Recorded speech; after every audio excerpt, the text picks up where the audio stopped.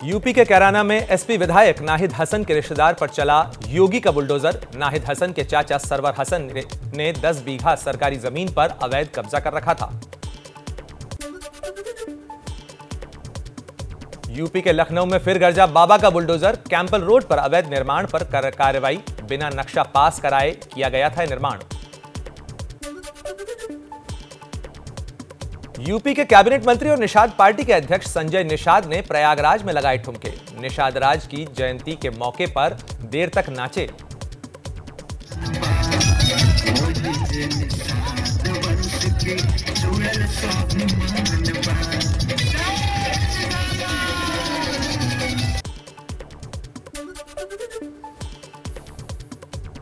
UP के deputy CM Brajesh Pathak की गृह मंत्री से मुलाकात। दिल्ली में मिले दोनों नेता। डिप्टी सीएम बनने के बाद पहली बार शाह के साथ हुई ब्रजेश पाठक की यह मुलाकात। मुंबई में बीजेपी नेता और पूर्व सांसद किरीट सोमैया और बेटे नील के खिलाफ केस दर्ज। शिवसेना नेता संजय राउत ने 57 करोड़ रुपए के घोटाले का दोनों ने लगाया था आरोप। 100 करोड़ रुपए की वसूली के मामले में महाराष्ट्र के पूर्व गृह मंत्री अनिल देशमुख को 11 अप्रैल तक सीबीआई रिमांड में भेजा गया। पहले ईडी की हिरासत में थे देशमुख। एनसीपी अध्यक्ष शरद पवार ने प्रधानमंत्री मोदी से की मुलाकात और इस मुलाकात में संजय राउत की संपत्तियों को जब्त करने का मुद्दा भी उठाया। संजय राउत ने पवार को शुक्रिया कहा। मुंबई में आज शिवसेना का शक्ति प्रदर्शन। संजय राउत के मुंबई पहुंचने पर निकाली जाएगी रैली। ईडी ने संजय राउत का 1 फ्लैट और 8 प्लॉट जब्त किए हैं। गोवा के पूर्व सीएम दिगंबर कामत ने बीजेपी में जाने की अटकलों को खारिज किया। पहले बीजेपी में शामिल होने की अटकलें लगाई गई थी। महाराष्ट्र और मध्य प्रदेश में पंचायत चुनाव में ओबीसी आरक्षण से जुड़ी 2 याचिकाओं पर आज सुप्रीम कोर्ट में सुनवाई। सुप्रीम कोर्ट ने पिछले साल 27% ओबीसी आरक्षण की अधिसूचना को रद्द कर दिया था। आंध्र प्रदेश के कैबिनेट के सभी 24 मंत्री आज इस्तीफा देंगे। सीएम जगन मोहन रेड्डी 11 अप्रैल को नई कैबिनेट का गठन करेंगे। दिल्ली के विज्ञान भवन में एनडीआरएफ का वार्षिक सम्मेलन। गृह मंत्री अमित शाह करेंगे इस सम्मेलन का उद्घाटन। बीजेपी के 42वें स्थापना दिवस के मौके पर पार्टी अध्यक्ष जेपी नड्डा ने बीजेपी को जानिए अभियान की शुरुआत। 13 देशों के राजनयिकों के साथ बीजेपी मुख्यालय में संवाद किया। बीजेपी के 42वें स्थापना दिवस पर पीएम मोदी ने पार्टी के नेताओं, सांसदों को किया संबोधित। विरोधियों पर बोला हमला। कहा कुछ पार्टियां सिर्फ परिवारवाद को बढ़ा रही हैं। ये लोकतंत्र के लिए सबसे बड़ा खतरा है। कुछ राजनीतिक दल हैं जो सिर्फ और सिर्फ अपने अपने परिवार के हितों के लिए काम करते हैं। बीजेपी अध्यक्ष जेपी नड्डा ने दिल्ली से निकाली शोभा यात्रा। बीजेपी कार्यकर्ताओं के साथ अंबेडकर की फोटो पर किया माल्यार्पण। बिहार में आज आएंगे एमएलसी चुनाव के नतीजे। 24 सीटों के लिए मतगणना जारी। 187 उम्मीदवारों की किस्मत का होगा इस चुनाव में फैसला। बीजेपी नेताओं को बिहार के डिप्टी सीएम और बीजेपी नेता तारकिशोर प्रसाद का करारा जवाब। बोले 2025 तक नीतीश कुमार ही रहेंगे बिहार के सीएम। बीजेपी नेता बयानबाजी न करें। पूरे तौर पर पूरे समय तक वो हमारे नेता हैं और हमारे माननीय मुख्यमंत्री हैं और उनके नेतृत्व में हम सब काम कर रहे हैं। बिहार के वैशाली में एलजेपी रामविलास पासवान के प्रमुख चिराग पासवान के सामने ही समर्थकों ने लगाए चाचा पशुपति पारस के खिलाफ नारे।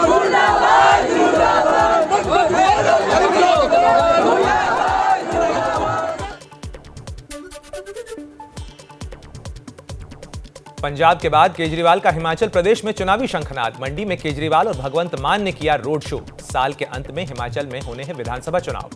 हम आप ही की तरह आम लोग हैं, हमें राजनीति करनी नहीं आती, हमें देशभक्ति करनी आती है। पंजाब की मान सरकार के खिलाफ लुधियाना में प्रदर्शन। मुफ्त बिजली का वादा पूरा न होने पर केजरीवाल पर लगाए झूठे वादे वाले नारे। विश्व स्वास्थ्य दिवस के मौके पर दिल्ली में आयोजित हुआ योग अमृत महोत्सव। आयुष मंत्रालय की ओर से किया गया आयोजन। पीएम मोदी ने ट्वीट कर लोगों से अच्छे स्वास्थ्य की कामना की। पाकिस्तान की संसद भंग करने के फैसले पर सुप्रीम कोर्ट में आज फिर सुनवाई। सुप्रीम कोर्ट ने कथित विदेशी साजिश के मामले में जानकारी के लिए राष्ट्रीय सुरक्षा परिषद की बैठक का ब्यौरा मांगा। पाकिस्तानी सुप्रीम कोर्ट में कल हुई सुनवाई के दौरान राष्ट्रपति और इमरान खान की पार्टी के वकील से पूछा गया था कि डिप्टी स्पीकर ने अविश्वास प्रस्ताव पर किस आधार पर फैसला लिया, जिस पर सरकार की ओर से विदेशी साजिश का जिक्र किया गया था। पाकिस्तान के पूर्व विदेश मंत्री शाह महमूद कुरैशी का बड़ा खुलासा। इमरान सरकार को गिराने के लिए चिट्ठी वाली धमकी से पहले फोन कॉल पर टेलीफोन कॉल आती है और उस टेलीफोन कॉल में एक इंडिपेंडेंट सॉवरन मुल्क से ये तकाजा किया जा रहा है उससे अब ला ताल्लुक हो जाए, उसको कैंसिल कर दें। पाकिस्तान में पीएमएल नवाज पार्टी की नेता मरियम नवाज ने कहा कि कथित धमकी वाली चिट्ठी विदेश मंत्रालय में ही तैयार की गई थी, इसीलिए एक दिन पहले ही असद मजीद को बेल्जियम ट्रांसफर कर दिया गया।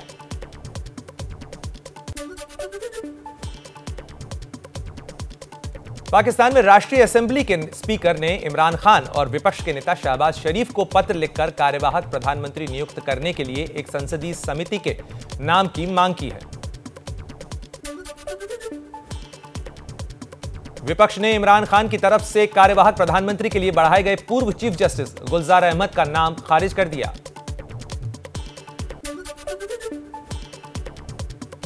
पाकिस्तान के राष्ट्रपति आरिफ अलवी ने चुनाव आयोग को लिखी चिट्ठी, देश में 90 दिन के भीतर चुनाव कराने को कहा। इमरान खान की पार्टी पीटीआई ने पूर्व क्रिकेट खिलाड़ियों शाहिद अफरीदी और मोहम्मद हफीज को टिकट देने का ऐलान किया है। शाहिद अफरीदी कराची से तो मोहम्मद हफीज सरगोधा से चुनाव लड़ेंगे। पीएमएलएन की नेता मरियम नवाज के साथ बस में सवार होकर रैली के लिए निकले सभी सांसद। मरियम ने कहा, इमरान की जगह कोई और होता तो अब तक फांसी दी जा चुकी होती। इमरान खान के समर्थन में सड़कों पर उतरे पीटीआई के कार्यकर्ता। खैबर पख्तूनख्वा में किया जोरदार प्रदर्शन।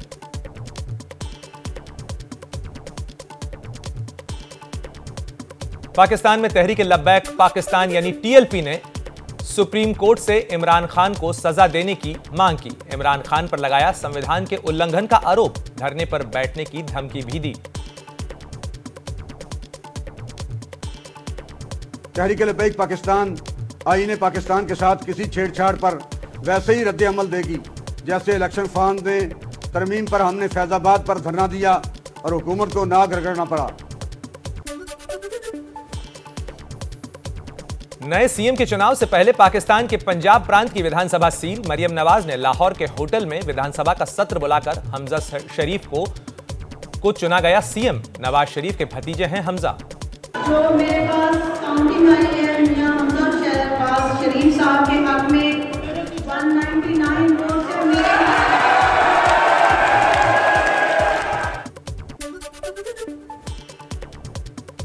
इमरान खान के समर्थन में पाकिस्तान के स्वाबी शहर में भी प्रदर्शन। कथित विदेशी साजिश में शामिल लोगों के खिलाफ लगाए गए नारे।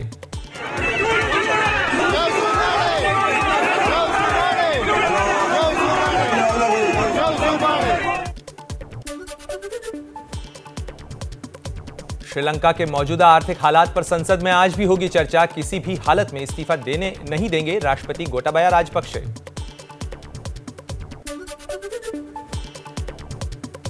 श्रीलंका की मुख्य विपक्षी पार्टी एसजेबी के सांसद हरिन फर्नांडो ने कार्यवाहक राष्ट्रपति का बनाने का प्रस्ताव रखा। अगले 1 साल तक वेतन न लेने और संसद की कैंटीन में नहीं खाने का किया ऐलान। श्रीलंका में महंगाई के विरोध में सड़कों पर उतरे सरकारी स्कूलों के शिक्षक। कोलंबो के एक चौराहे पर किया जोरदार प्रदर्शन। राष्ट्रपति के खिलाफ लगाए टीचर्स ने नारे।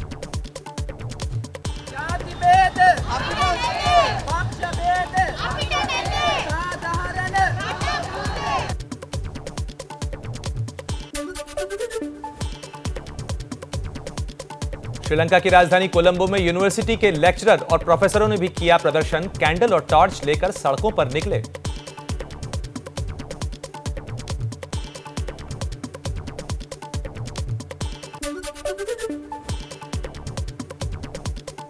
श्रीलंका में मचे घमासान के बीच दिल को छू लेने वाली तस्वीरें सामने आई। एक प्रदर्शनकारी पुलिस ऑफिसर को गले लगा लेता है, जिससे पुलिस अफसर की आंखों में आंसू छलक आते हैं। श्रीलंका में सरकार के खिलाफ विरोध प्रदर्शन में 89 साल की महिला भी हुई शामिल। मौजूदा आर्थिक संकट के लिए राजनेताओं के भ्रष्टाचार को बताया जिम्मेदार। If I have food in my fridge, it is spoiled because the lights have gone off. What is the meaning of this? We are praying to God every day. Haven't they got a heart? Sri Lanka में जरूरी दवाओं की कमी के चलते health emergency लगाने के बाद सड़कों पर उतरे डॉक्टर। सरकार के खिलाफ किया डॉक्टरों ने प्रदर्शन।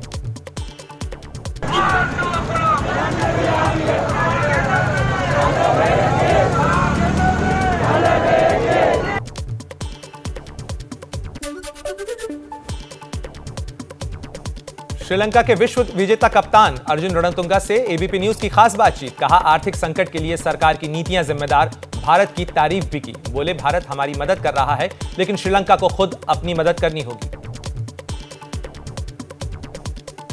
So I'm sure that India will be there to help us, but we need to plan how we are going to get this money, spend the money.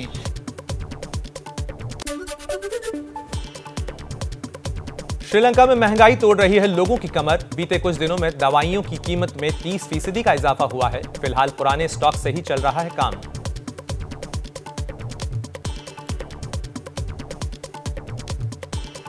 Recently, maybe about 3 weeks ago, the government got the supplies to increase the price by 30% of all pharmaceuticals.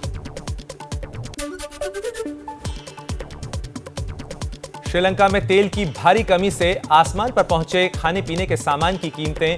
खाने पीने के सामान, अनाज और सब्जियों के दामों में बेतहाशा इजाफा। खाने के तेल के दाम आसमान छू रहे हैं। आर्थिक संकट से बदतर श्रीलंका के हालात। राजधानी कोलंबो के बाहरी इलाकों में कारों, डीजल, पेट्रोल के लिए पेट्रोल पंप के बाहर दिख रही कारों की लंबी कतारें। दक्षिण अमेरिकी देश पेरू में आर्थिक संकट। सोमवार से जारी है सरकार विरोधी प्रदर्शन। प्रदर्शनों के दौरान पुलिस फायरिंग में अब तक करीब 4 लोगों की मौत हो चुकी है।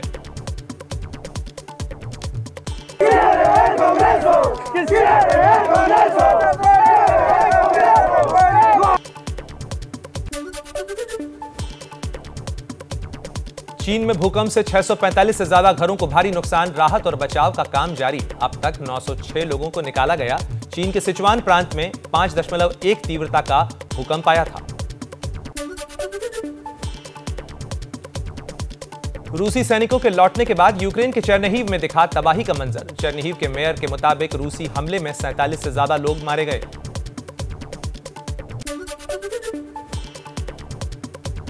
यूक्रेन के मरियोपोल पर रूसी सैनिकों के हमले जारी। लगातार बमबारी और गोलाबारी से परेशान हैं लोग। हमले में कई इमारतों को हुआ है भारी नुकसान। यूक्रेन की सेना और माइकोलीव की पुलिस का ताजा वीडियो सामने आया है। रूसी टैंक को तबाह करते दिखे सैनिक।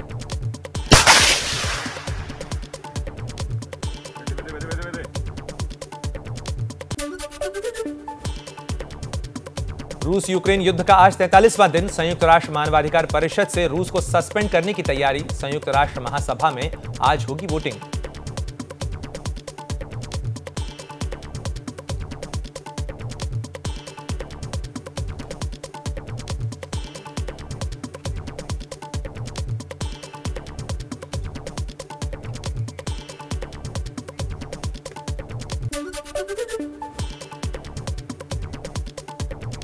बूचा नरसंहार के बाद रूस पर और सख्त हुआ अमेरिका। पुतिन की बेटियों के अलावा रूस के विदेश मंत्री लावरोव के परिवार पर भी लगाई पाबंदी।